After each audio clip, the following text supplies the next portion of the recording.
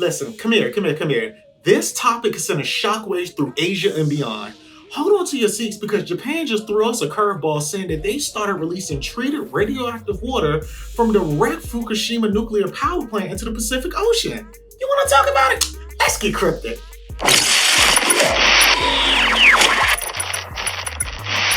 Oh my God, Monica, this moves have turned the spotlight on a heated debate that's making waves across borders. And you better believe I got all the juicy details for you. Let's dive right in. Japan's been brewing up this daring plan for not one, but for what? 2 whole years. And guess what? They got the UN nuclear watchdog's green light just last month. It's all a part of this master plan to put the Fukushima's Daiichi plant out of its misery from that devastating tsunami that hit back in 2011. But wait, there's more. Now, China is clapping back with an immediate ban on all aquatic products from Japan.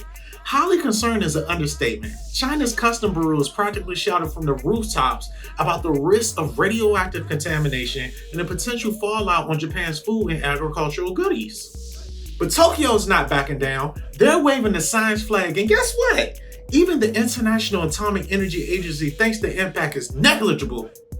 You gotta hand it to them. They're standing their ground and calling out China's claims as scientifically unfounded. Shots are definitely fired. Now, of course, China's putting on its big boy pants and keeping up with the aquatic ban in place. And guess what? Japan's losing big bucks. 600 million worth of aquatic products went to China in 2022. But you know how it is. When it comes to international drama, it never is just a 2-player game. Now catch that tea. So Monica, Hong Kong and Macau threw their hats into the ring with their own aquatic ban. And South Korea? Oh, they're not holding back either. Their prime minister says no sushi till the public concerns are at ease. And did I mention North Korea? Yeah, they've even been calling their water release a crime against humanity. Drama much? Now you gotta hold on because the tea don't stop there. We got protests. We got arrests. I don't know, you name it. South Korean police actually swooped in and nabbed at least 16 protesters who stormed the Japanese embassy in Seoul. And speaking of protests, a few dozen brave souls showed up right in front of TEPCO's headquarters in Tokyo holding signs and screaming, "Don't throw contaminated water into the sea." Now, you know what just gets me about this whole thing? This is just the first round. The Fukushima nuclear disaster isn't over, and this time, only about 1% of the water is getting released. Can you believe that? Some folks are vowing to fight this release for the long haul. So what's my take on this whole whirlwind radioactive controversy? Here it is. This whole situation is a hot damn mess. Not only does this have the potential to harm our precious marine ecosystem, but it's also raising red flags for the climate change concerns, and this is why I'm genuinely worried. First of all, our oceans are already facing enough challenges, and adding radioactive elements into the mix? Really? It's like throwing gasoline on a fire.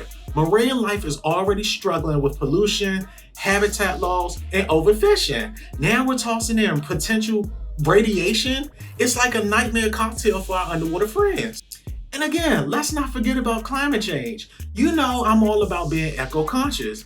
Our oceans play a pivotal role in regulating the planet's temperature, absorbing carbon dioxide, and supporting diverse ecosystems.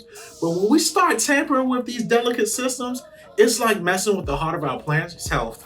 Releasing radioactive water is a dicey move, to say the least. It's not just about what happens immediately, but the long-term effects that could ripple through generations. Radioactive particles could enter the food chain, affecting marine life that ends up on our plates. And that's not a future I'm excited to have. So sure, there might be claims that say that the impact is negligible, but when it comes to our environment and our health, we can't afford to take chances. We need to be mindful stewards of our planet, making decisions that prioritize the well-being of our ecosystems, wildlife, and the future of humanity. So Monica, there you have it. While I'm all for progress and finding solutions, I forgot to say, this move raises some serious concerns for the delicate balance of our oceans in the fight against climate change. We've got to be smarter, more innovative, and more cautious than ever when it comes to choices that affect our precious environment. Now I gotta go. Be sure to subscribe to Cryptis Media, like this video, share if you can, and I'll see you next time. Oh, and until then, keep your eyes on the bigger picture because we only got one Earth and we've got to treat her right.